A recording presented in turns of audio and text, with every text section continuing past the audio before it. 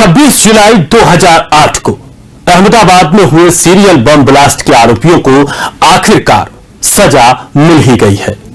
Court ने 49 आरोपियों में से 38 को फांसी की सजा सुनाई है, जबकि 11 आरोपियों को आजीवन कारावास की सजा सुनाई गई है। तो क्या था यह पूरा मामला, इस रिपोर्ट में देखिए। 26 जुलाई 2008 को अहमदाबाद में हुए सीरियल बम ब्लास्ट के आरोपियों को आखिरकार सजा मिल ही गई है। कोर्ट ने 49 आरोपियों में से 38 को फांसी की सजा सुनाई है, जबकि 11 आरोपी ताउम्र जेल में रहेंगे।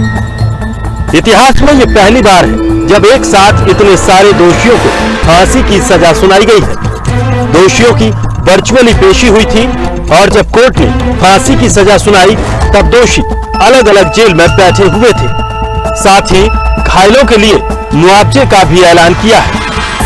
बम धमाका प्रकरण में 13 साल बाद आए इस फैसले में विशेष न्यायाधीश AR पटेल ने 7015 पेज का जजमेंट सुनाया। बता दें कि अभियोजन पक्ष की ओर से कोर्ट से सभी दोषियों को फांसी की सजा देने की मांग की गई थी, तो वहीं बचाव पक्ष ने कम से कम सजा की अपील कोर्ट से की थी। गौरतलब है कि अहमदाबाद विस्फोट मामले में सत्र न्यायालय के न्यायाधीश AR पटेल ने 8 फरवरी को फैसला सुनाते हुए 49 आरोपियों को दोषी करार दिया था। अदालत ने 77 में से 28 आरोपियों को बरी कर दिया था। बता दें कि साल 2008 में अहमदाबाद में सीरियल बम ब्लास्ट हुए थे। इस घटना में 56 लोगों की मौत हुई थी, साथ ही 200 लोग घायल हुए थे। ये दिल दहला देने वाली घटना 26 जुलाई 2008 को घटी थी। 26 जुलाई 2008 को अहमदाबाद में हुए 21 सीरियल ब्लास्ट ने पूरे देश को झकझोर कर रख दिया था। इन धमाकों की गूंज से हर कोई स्तब्ध था। 8 तारीख को जो कनेक्शन हुई थी कुल 49 एक्यूज को, उसमें से 38 एक्यूज को फांसी की सजा सुनाई गई है। और ये बहुत बड़ा जजमेंट है। ये केस भी बहुत बड़ा था। 20 केस रजिस्टर हुए थे। सूरत में कुल 29 जगह पे बम रखे गए थे और उसमें कुल 15 ऑफेंसेस रजिस्टर हुए थे और कुल 35 जो है गुना उनको क्लब करके एक जो है कोर्ट में चलाया गया था। लेकिन जो बैटरी ऑफ लॉयर्स हैं हमारे, खास करके श्री HM ध्रुव, श्री अमित पटेल, श्री मितेश अमीन, श्री सुधीर बोंबट, उनको खूब खूब अभिनंदन देना चाहता हूं कि उनने इतने साल तक खूब मेहनत की और उसका आज हमें अच्छा रिजल्ट मिला है। इसी तरह से जो हमारी जो इन्वेस्टिगेशन की टीम है उसमें कुछ ऑफिसर्स थे जो इन्वेस्टिगेशन कर रहे थे, टेक्निकल असिस्टेंस प्रोवाइड कर रहे थे।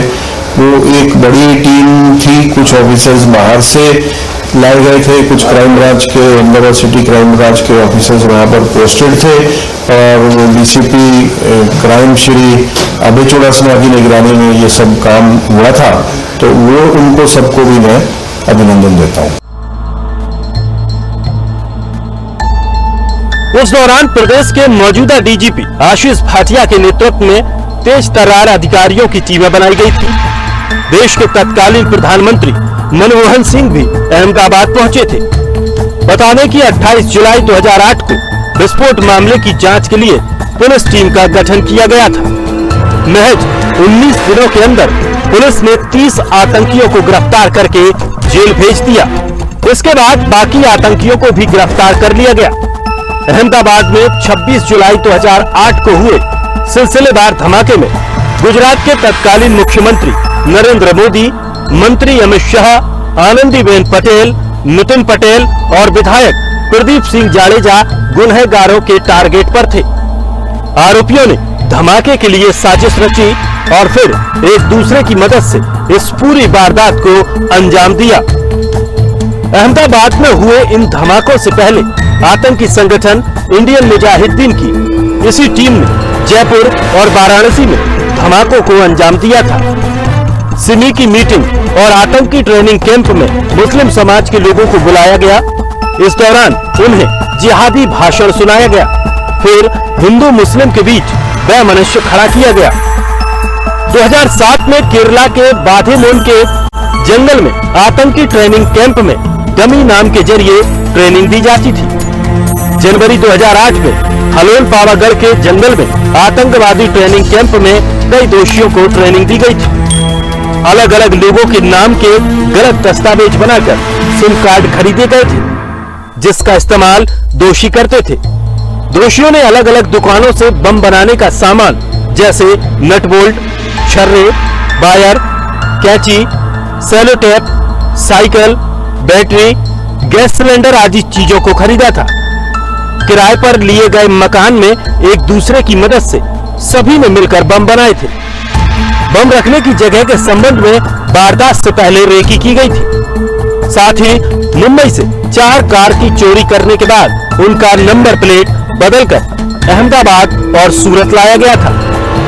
26 जुलाई 2008 को शाम 6:45 के बीच अहमदाबाद में कुल 24 जगहों पर साइकिल पर बम को रखकर धमाके किए गए थे। सूरत में ज्यादा नुकसान पहुंचाने के इरादे से 29 जगह बम को प्लांट किया गया था। बम का सर्किट फेल होने की वजह से सूरत में एक भी ब्लास्ट नहीं हुआ था।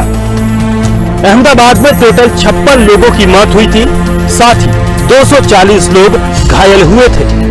दोषियों ने धमाके को अंजाम देने से पहले बचने के लिए खास तैयारी भी की थी।